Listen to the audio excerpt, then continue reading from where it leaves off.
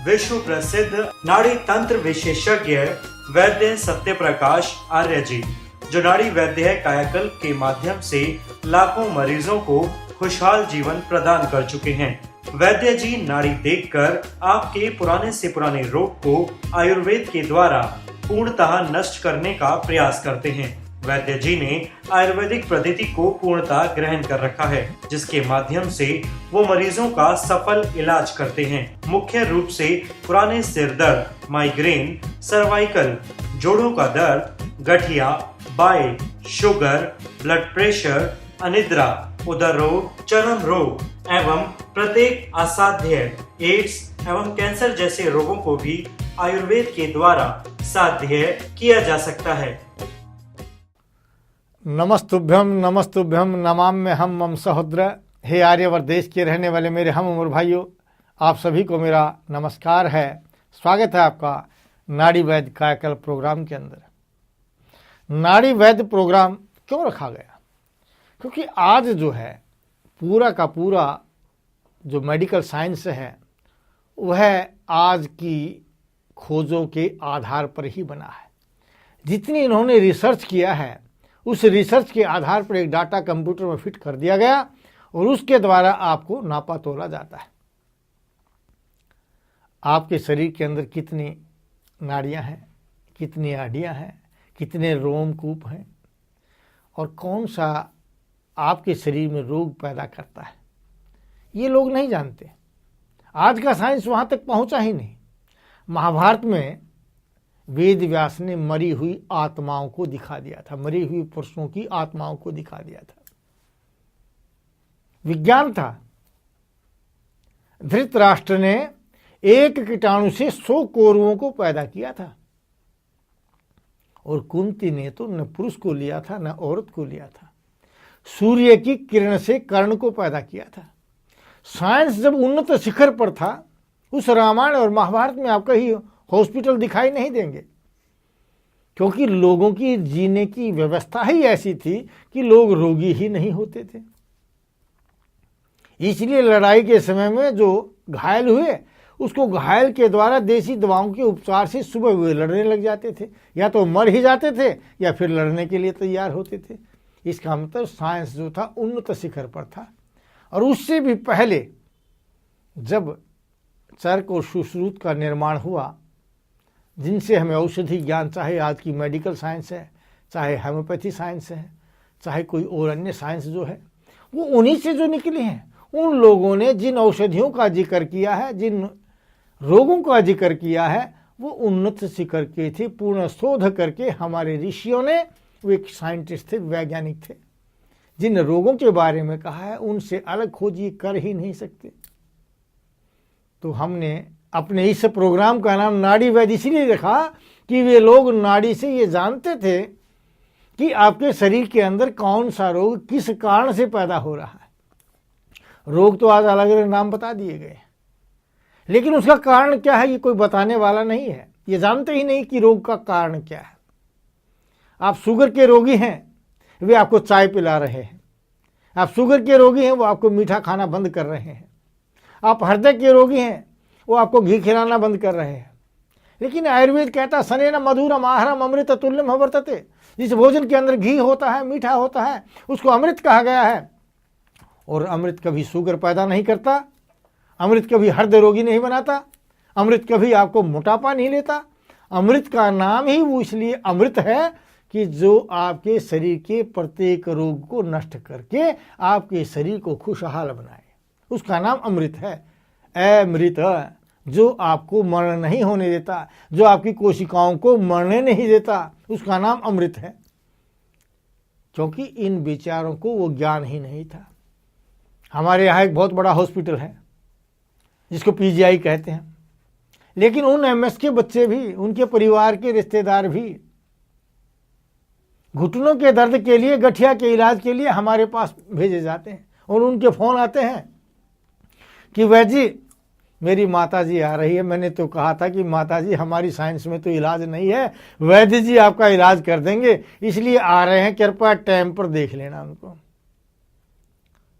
लेकिन मुझे बड़ा गौरव प्राप्त होता है कि आज का वो पढ़ा हुआ एमएस जब मुझको फोन करके ये कहता है कि वैद्य जी, मेरी माता जी गठिया की रोगी है, आपके पास आ रही है, कि कहीं ना कहीं मैंने उनके मन के अंदर ये विश्वास तो पैदा किया कि आयुर्वेद से बढ़कर कुछ नहीं है, आयुर्वेद ही सत्य विद्या है, आयुर्वेद ही आपको रोग से मुक्त करता है। क्योंकि वे अंग्रेजी का पढ़ा हुआ, चाहे एमडी है या एमएस है, वो जानता है कि अपनी माँ के गठिया के इलाज के लिए जिस पेन किलर का वो प्रयोग करेगा, जिस दर्द निवारक दवाओं का वो प्रयोग करेगा, या जिन स्टीरॉइड्स को देकर के वो प्रयोग करेगा, उससे उसके अंदर अन्य रोग पैदा हो जाएंगे, उसकी हड्डियां कमजोर हो जाएंगी, वो मोटे और थुलथुले हो जाएंगे। हम उनका रोग नष्ट नहीं कर सकते, एक रोग से 10 रोग जरूर पैदा कर देंगे, लेकिन उनकी माता है, अपनी माता को वो दुख नहीं दे सकते। इसलिए कहते हैं कि हे माता, आप वैद्य राज के पास पहुंच जाइए और अपने डायबिटीज का इलाज या अपने मोटापे का इलाज या अपने गठिया का इलाज वहां कर लीजिए। क्योंकि उनको पता है कि जिस उन्होंने अमल को खत्म करने के लिए, एसिडिटी को खत्म करने के लिए जिस औषधि का प्रयोग किया, उससे मात्र हमने कुछ समय के लिए जलन तो खत्म कर दी। यह बढ़ती हुई जलन आगे या तो शुगर बना देगी, या बालों को उड़ा देगी, या चश्मे चढ़ा देगी, और ये कुछ काम नहीं किया तो कैंसर जरूर बना देगी। उनको ये पता है कि ब्लड प्रेशर की जिस औषधि का प्रयोग करके वो पेशाब बार बार दवाइयों से ला रहे हैं और ब्लड प्रेशर को दबा रहे हैं, इससे एक न एक दिन वे किडनी के रोगी बन जाएंगे, उनके गुर्दे जरूर खराब हो जाएंगे। लेकिन वे अपने परिवार वालों को ये नहीं दे सकते, क्योंकि वे जानते हैं जब उसके परिवार का छोटा सा बच्चा जब निमोनिया का रोगी होता है तो कहते हैं कि वैद्य जी के पास चले जाओ। उनके फोन आते हैं कि वैद्य जी के पास चले जाओ, निमोनिया ठीक हो जाएगा। क्योंकि वे लोग कफ को सुखाना जानते हैं, एंटीबायोटिक्स दे करके कफ को सुखा सकते हैं। वो एंटीबायोटिक दे करके कफ को सुखा करके आपको दमे का रोगी बना सकते हैं। दमे का इलाज करते करते आपको कैंसर का रोगी, टीबी का रोगी बना सकते हैं। वो ठीक नहीं कर सकते, इसलिए वे अपने बच्चों का इलाज अपने पीजीआई में न करके संकेत देते हैं कि वैद्य जी के पास चले जाइए, वहां ठीक हो जाएंगे। वैद्य जी बहुत हैं, पूरे भारतवर्ष वैद्यों का भरा हुआ है। प्रत्येक व्यक्ति एक न एक रोग के बारे में जानता है। लेकिन पिछले 20 वर्षों के अंदर मैं देख रहा हूं कि हमारी महिलाएं उस इलाज को भूल गई हैं, हमारी दादी नानी उस इलाज को भूलती जा रही हैं। मैंने उस इलाज को पुनः घर घर पहुंचाने के लिए, अपने राष्ट्र को समृद्ध बनाने के लिए, अपने लोगों के जीवन को शांतिमय बनाने के लिए एक वैदिक कैलेंडर का निर्माण किया है। इस वैदिक कैलेंडर के अंदर जो वैदिक काल गणना होती थी, कब पूर्णमासी है, कब अमावस्या है, कब श्राद्ध का समय है, कब कौन सा समय आ रहा है, कब चैत्र मास शुरू हो रहा है, कब कार्तिक मास शुरू हो रहा है, कौन से समय में कौन से भोजन का, किस ऋतु में किस दाल का प्रयोग करना चाहिए, किस मौसम में कौन सा रोग पैदा होता है, उस रोग से बचने के लिए एक माता को क्या देना चाहिए, मैंने उस कैलेंडर के अंदर लिखा है। क्योंकि प्रत्येक महिला चरक नहीं पढ़ सकती। हमारी जो पुस्तक है, आयुर्वेद का ग्रंथ है, उस ग्रंथ को नहीं पढ़ सकती, लेकिन रसोई घर में वो कैलेंडर टांग करके वो ये तो जान सकती है कि जनवरी के महीने में कौन सा रोग पैदा होगा और उस रोग का इलाज क्या है। आपके बच्चे को ठंड लग गई, माता ने अजवाइन को घोल करके पिला दिया, लाल जो आपका काला जो नमक होता है, काले नमक में अजवाइन मिला करके थोड़ी सी फांकी दे दी, या हल्दी के साथ चीनी मिला दिया, या बर्फी को दूध में घोल कर पिला दिया, तो खांसी ठीक हो जाती है। लेकिन जब उस खांसी का इलाज करने के लिए वह माता जब हॉस्पिटल में जाती है, वहाँ उस कफ को सुखा करके दमा बना दिया जाता है, दमे से आगे के रोग पैदा हो जाते हैं। तो मैं नहीं चाहता कि मेरे देश का भावी निर्माता, कोई नेता नहीं कहेंगे हम अपने देश के बच्चों को, मेरे देश का जो भावी निर्माता है, जिसने मेरे देश के राष्ट्र का निर्माण करना है, वह निर्माता रोगी नहीं रहना चाहिए। इसलिए हम इस कैलेंडर का निर्माण किया है। इस कैलेंडर को आप मंगा सकते हैं। हमारी सभी शाखाएं जो टीवी स्क्रीन पर आप देख रहे हैं, उस टीवी स्क्रीन से आप प्राप्त कर सकते हैं। वहां से आपको एक कैलेंडर मिल जाएगा। हमने चरक को भी छोटे छोटे भागों में लिखा है। आप पूरी पुस्तक नहीं पढ़ सकते, लेकिन अपने विशेष रोग के लिए चरक में क्या लिखा है, हमारे आयुर्वेद ग्रंथों में क्या लिखा है, आपके घर में क्या खाना चाहिए, क्या पीना चाहिए, वो सब चीज़ें जो उसमें लिखी है, वो पुस्तकें आप मंगा सकते हैं। क्योंकि जरूरी है आपका स्वस्थ रहना, जरूरी नहीं मेडिसिन खाना। औषधि का प्रयोग नहीं करना चाहिए। आयुर्वेद कहता है पथ्य सेविना किम भेषजम। अगर आप परहेज से रहेंगे तो औषधि की आवश्यकता नहीं है। आप पथ्य सेविना किम भेषजम, अगर आप बद्ध परहेजी करते हैं तो आपको औषधि की आवश्यकता ही नहीं है। तो हम भी आपको औषधि नहीं बता रहे, हम आपको एक तरीका बता रहे हैं रोग से बचने का। रोग ही नहीं बनना चाहिए। तो शास्त्रों में लिखा हुआ है कि किसी भी रोग का जो कारण है वो कारण है अति सनिग्धात, शीत उष्ण अकर्म सेवनात्, अध्यसनात्, अजीर्णात्, दिवास्वपनात्, अति संताप, क्रोध, शोक तथा। बहुत ज़्यादा गुस्सा करने से, चिंता करने से, टेंशन लेने से आपके शरीर के अंदर रोग पैदा होते हैं। अध्यसनात्, भोजन के ऊपर भोजन करने से, अजीर्णात्, बगैर पचे हुए भोजन कर लेने से, शीत उष्ण अकर्म सेवनात्, ठंडे के साथ गर्म का और गर्म के साथ ठंडे का प्रयोग करने से आप रोगी बन जाते हैं। तो आप अगर इन चीज़ों को बदल देंगे, दिवास्वपना, दिन में सोना रोक देंगे, तो आप स्वस्थ हो जाएंगे। भोजन सिर्फ 2 समय करना चाहिए। सुबह 1 बार खाए योगी, 2 बार खाए भोगी और 3 बार खाए रोगी। अगर आप सुबह सुबह खाली पेट भोजन करते हैं, सुबह उठते ही पहला भोजन करते हैं, तो आप योगी की तरह जीवन कर सकते हैं। आपको रोग से लड़ने के लिए दवाई दी जाती है, जो दवाई आपके शरीर में रोग के बैक्टीरिया को नष्ट करता है तो अन्य चीज़ों को भी नष्ट करेगा। जिस तरह से घर में आप मच्छर मारने के लिए जिस दवा का प्रयोग करते हैं वह मच्छर को मार देती है, ये मत समझिए कि आपके शरीर पर नुकसान नहीं कर रही। मच्छर छोटा था इसलिए मर गया। इसलिए जिन घरों के अंदर मच्छर मारने की दवाई का प्रयोग किया जाता है उन प्रत्येक व्यक्ति को माइग्रेन अवश्य मिलेगा, क्योंकि सिर का दर्द जो माइग्रेन है उसी जहर के कारण पैदा होता है। और जिन घरों में चाय को पिया जाता है वहाँ प्रत्येक व्यक्ति शुगर का रोगी, एसिड का रोगी, बीपी का रोगी अवश्य मिलेगा। जो ज़्यादा चाय का प्रयोग करते हैं मोटे भी बहुत मिलेंगे।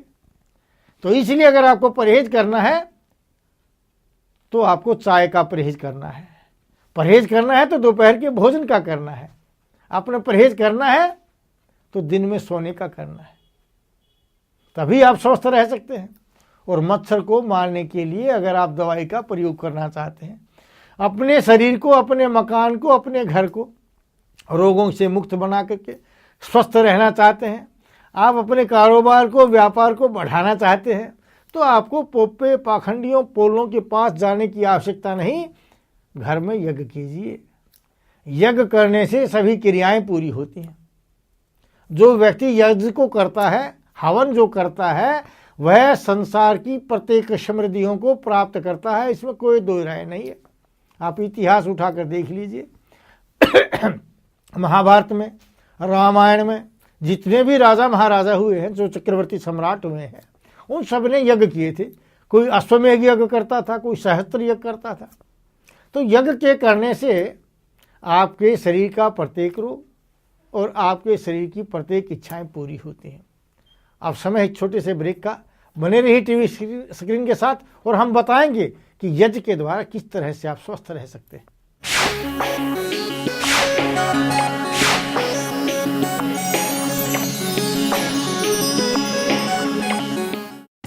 वैद्य सत्य प्रकाश आर्य जी, नाड़ी विशेषज्ञ, पता मकान नंबर 1051, हुड्डा सेक्टर 1, रोहतक, हरियाणा। संपर्क करें 0895-000-1241 4243, 0895-000-1244 4546, 09212-188844 5566। मिलने का समय सुबह 5 बजे से दोपहर 3 बजे तक। हमारा ईमेल एड्रेस है ajmer2@yahoo.com। हमारी वेबसाइट www.nadivaidyankayakal.com। अजमेर स्वास्थ्य मंदिर की शाखा अपने शहर में खोलने के इच्छुक व्यक्ति संपर्क करें 08607192222। महाराजा अजमेर स्वास्थ्य मंदिर शाखाओं से वैद्य जी द्वारा निर्मित, भावों से भावित और मंत्रों से अभिमंत्रित प्रत्येक औषधियों को प्राप्त किया जा सकता है।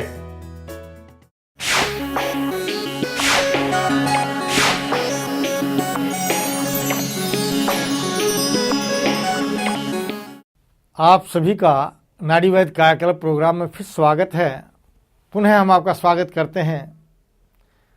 हम बात कर रहे थे आपके स्वास्थ्य की, हम बात कर रहे थे यज्ञ की, हम बात कर रहे थे आज की उन धारणाओं की जिनसे आप भ्रमित होते जा रहे हैं।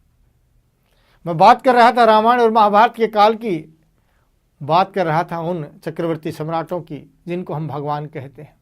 उन्होंने क्या किया? उन्होंने या तो यज्ञ किए या माता पिता की सेवा की। आज ना हम यज्ञ करते हैं, न माता पिता और गुरुओं का आदर करते हैं। और ये जब दोनों चीज़ें हमारे से चली गई तो ना हम स्वस्थ रहे, ना हम समृद्ध रहे, ना हम शांति प्रिय रहे। अगर आप स्वस्थ रहना चाहते हैं, समृद्ध रहना चाहते हैं, शांतिमय जीवन यापन करना चाहते हैं तो यज्ञ कीजिए। मेरे बहुत से साथी जो हमारे साथ आयुर्वेद जिन्होंने किया था मिल जाते हैं, कभी कभार आ जाते हैं अपने माँ बाप के इलाज कराने के लिए, कोई अपने बहन भाई का इलाज करने के लिए, कोई अपने पुत्र इत्यादि का इलाज कराने के लिए जब हमारे पास आते हैं, हंसकर कहते हैं, वैद्य जी ये बताइए कि कौन से मंत्र का जाप करते हैं। कई मेरे हाथ की इन अंगूठियों को देखकर कहते हैं, वैद्य जी ये बताइए कौन सी धातु की ये अंगूठियां आपने पहनी हैं, क्या ये सिद्ध की हुई है? और एक आध बेचारा भोला तो इतना होता है, वो कहता है, वैद्य जी आपने जरूर कोई मंत्र तंत्र किया है जो आप आज विश्वविख्यात हो गए हैं। लेकिन मैं अपने हृदय की गहराई से आपको सच्चाई बताना चाहता हूं। मैं किसी टोने टोटके पर विश्वास नहीं करता। मैं विश्वास करता हूं माता पिता की सेवा पर, मैं विश्वास करता हूं यज्ञ पर। मैंने यज्ञ के अलावा कभी कुछ नहीं किया। किसी की आराधना की है तो उस परमपिता परमात्मा की, जिसको हमने अग्नि के रूप में देखा है। और अग्नि में जब हवन कुंड के अंदर हम अग्नि को प्रज्वलित करते हैं, उस प्रज्वलित अग्नि को भगवान मान करके उस अग्नि में जो औषधियाँ डाली गई हैं, उन औषधियों से मैं समझता हूँ कि मेरा वातावरण आज स्वस्थ है, मेरे यहाँ आने वाला रोगी भी स्वस्थ है।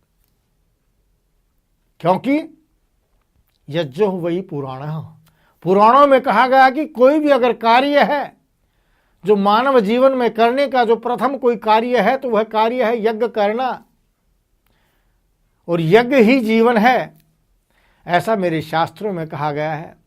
जब मैंने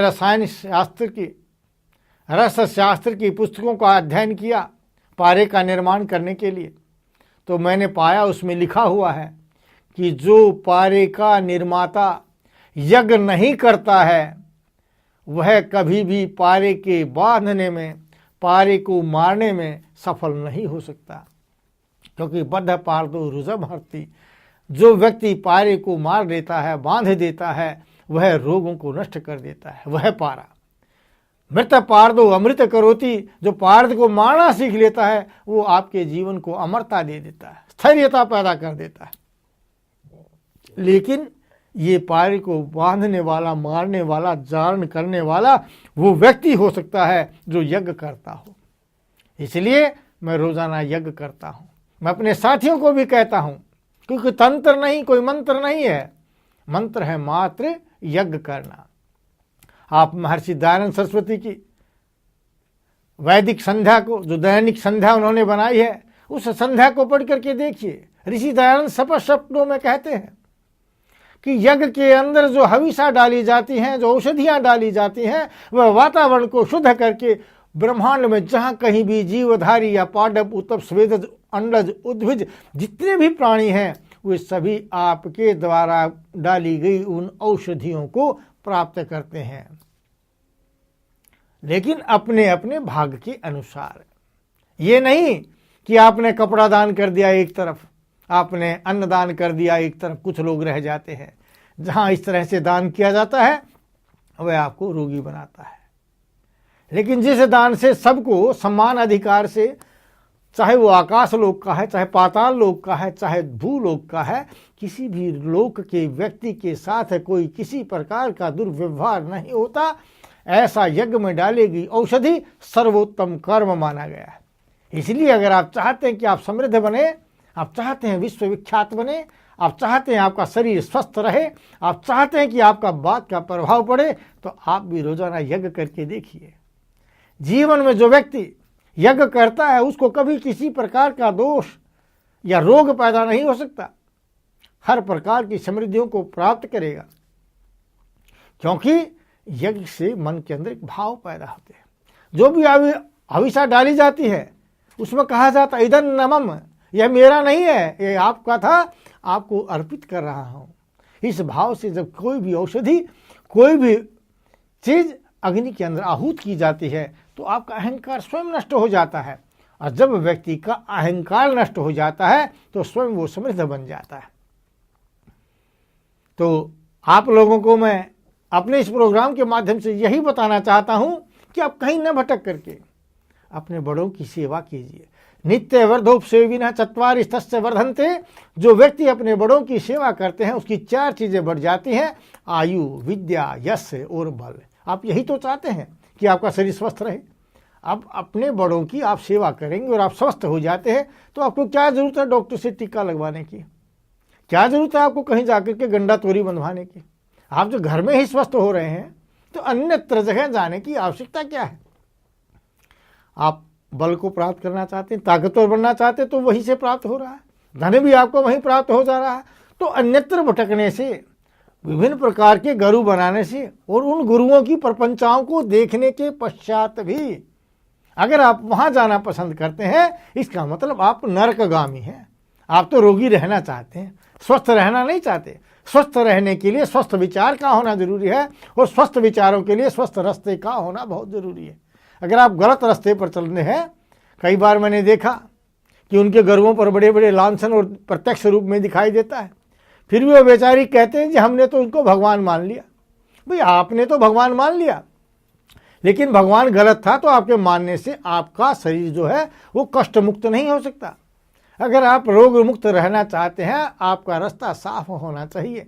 आपको महर्षि दयानंद सरस्वती ने कोई पुस्तक का निर्माण नहीं किया, उसने कहा था कि वेद ही सब सत्य विद्याओं का पुस्तक है। वेद का पढ़ना और पढ़ाना प्रत्येक आर्यवर्त का रहने वाले का पहला कर्म है, कि प्रत्येक व्यक्ति को, उसमें आप भी हैं और मैं भी हूं, प्रत्येक व्यक्ति को वेद पढ़ना चाहिए और पढ़ाना चाहिए, सुनना चाहिए और सुनाना चाहिए, क्योंकि उसमें विज्ञान लिखा हुआ है। आप उसको पढ़िए। और मैं कोई अपना कोई ग्रंथ लिख दूं और मैं कहूं मैंने बनाया है, तो मैं तो बड़ा घमंडी हो गया। इसलिए जो असली पुस्तक है वो वेद है, और वेद में आयुर्वेद है, और आयुर्वेद की जो पुस्तक है वो चरक और सुश्रुत है, उसको आप पढ़िए। उसमें लिखा हुआ है कि यज्ञ ही करना चाहिए, और यज्ञ करता अगर औषधि का निर्माण करता है, वह औषधि आपको अवश्य ही रोग मुक्त करेगी। इसलिए हमारे द्वारा बनाई गई, महाराजा अजमेर स्वास्थ्य मंदिर में बनाई गई औषधियों का जो व्यक्ति प्रयोग करते हैं, हमारे द्वारा बनाई गई पुनर्नवारिष्ट का अगर प्रयोग करते हैं, जो मंदिर में हमने बनाई है, उसका लोगों की किडनी का रोग दूर हो जाता है, पथरी निकल जाती है। हमारे औषधालय में बनाई गई बलारिष्ट का प्रयोग करके लोगों में ताकत आ जाती है। हमारे औषधालय में बनाई गई पुत्रंगासव का प्रयोग करके महिलाओं के रोग दूर हो जाते हैं। हमारे औषधालय में बनाई गई महायोगराज गूगल का प्रयोग करके महिलाओं के माहवारी के समय होने वाला कष्ट दूर हो जाता है। जिस दर्द को दूर करने के लिए महिलाएं उन दर्द निवारक दवाओं का प्रयोग करती हैं, और उन दवाओं का प्रयोग करने से बाद में उनको जो बच्चादानी के अंदर गांठें बन जाती हैं, ट्यूमर बन जाता है, उस रोग से वे मुक्त हो जाते हैं, और दर्द भी नहीं होता, किसी प्रकार का कोई साइड इफेक्ट भी नहीं होता। तो महाराजा अजमेर स्वास्थ्य मंदिर में बनाई गई महायोगराज गूगल, अगर वो महिलाएं जिनको मासिक समय में बहुत ज़्यादा दर्द होता है, उनको उस दवा का प्रयोग करने से कोई दर्द नहीं होगा और कोई रोग भी पैदा नहीं होगा। नहीं तो जिन दवाओं का आप प्रयोग कर रहे हैं उनसे फाइब्राइड बन जाएगा, उनसे कोई ट्यूमर बन जाएगा, या ट्यूब ब्लॉक हो जाएंगी, या अंडा ही मर जाएगा, और जिसका इलाज करने के लिए आप सैकड़ों रुपया खर्च देते हैं, फिर भी इलाज नहीं हो पाता। आप वहाँ बच करके देखिए, जिन लोगों की कब्जी दूर नहीं होती, उस कब्जी के निर्माण के लिए, उस कब्जी को ठीक करने के लिए, क्योंकि कब्ज से ही बीपी बनता है, कब्ज से मोटापा आता है, कब्ज से हृदय रोग पैदा होता है, कब्जी से बाल उठते हैं, कब्जी से आंखों पर चश्मा चढ़ जाता है, या कहिए कि सारे शरीर के जो रोग हैं सब पहला कारण कब्ज होता है, पेट की खराबी होती है। उस पेट की खराबी को दूर करने के लिए हमने वैदिक कटु अर्क का निर्माण किया है, आप उसका प्रयोग करके देखिए। वैदिक कटु अर्क का प्रयोग करने से गंजे सिर पर बाल आ जाते हैं अगर 6 महीने लगातार प्रयोग कर लिया जाए। इसी वैदिक कटु अर्क का अगर आप प्रयोग करते हैं, जिनकी नसें ब्लॉक हो गई हैं, जिनके पैरों में झंझनाहट सुनपना पैदा होता है, रात के समय पैरों में जलन पैदा होती है, सो नहीं पाते हैं, वो व्यक्ति वैदिक कटु अर्क का प्रयोग करके देखिए। क्योंकि जिस तरह से बड़े नाले साफ होने से छोटी नालियां अपने आप साफ हो जाती हैं, उसी तरह से आपके हृदय की सभी धमनियां खुल जाएंगी। पेट को साफ करने के लिए हमने उत्तम औषधि वैदिक कटु अर्क का निर्माण कर दिया, और आपके शरीर को बलिष्ठ बनाने के लिए जो आप आजकल के केमिकल प्रयोग कर रहे हैं, जो वातावरण प्रदूषित हो रहा है, सोचने से, विचारने से, ईर्ष्या करने से, एक दूसरे की चुगली करने से जो शरीर में रोग पैदा होते हैं, उन रोगों से बचने के लिए हमने रसायन का निर्माण किया है। और उस रसायन का प्रयोग करके देखिए, जो व्यक्ति कहता है कि कीमो काम नहीं कर रही, कैंसर नष्ट नहीं हो रहा, वह इस कैंसर का रोगी अगर रसायन का प्रयोग करेगा तो उसका शरीर स्वस्थ हो जाएगा। एड्स का रोगी एक रुद्रपुर का रोगी है, एड्स था, अब बड़ा खुश हो गया, वैद्य जी मैं ठीक हो गया। ऐसे बहुत से रोगी जो एड्स के रोगी थे, जिन्होंने अपना जीवन नष्ट समझ लिया, आज वे हमारे द्वारा महाराजा अजमेर स्वास्थ्य मंदिर में बनाई गई औषधियों में जो रसायन का निर्माण और वैदिक कटु अर्क का और एक लवंग आसव, एक ऐसी औषधि, उस चीज को पढ़ करके मैंने पीछे आप लोगों ने अगर मेरे प्रोग्राम सुने हैं तो मैंने बताया था कि महर्षि दयानंद सरस्वती से जब उनके गुरुजी विरजानंद ने ये कहा कि मुझे कुछ भेंट दीजिए, आप पढ़ करके जा रहे हैं, तो ऋषि दयानंद ने लौंग दे दी उसको।